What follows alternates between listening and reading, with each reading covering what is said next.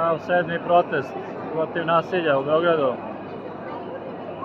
Ljudi se, protestatari idu dole na autokomandu.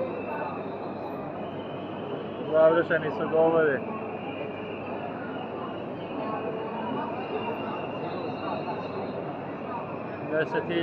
Desetine hiljada ljudi na protestu.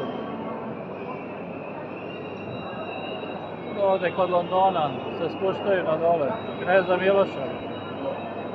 Zdaj idem ide protestatar la šaptelja protesta potriva violencija i la Belgrad.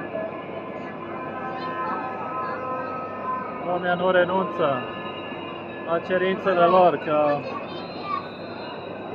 spațiul mediatic să fie curățat de violență și ca miniștrii responsabili să dea demisia.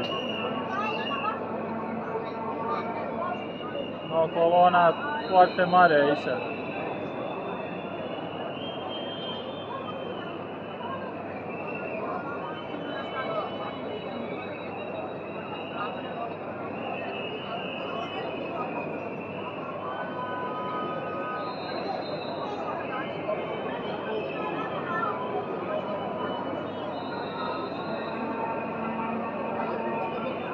Serbia în picioare.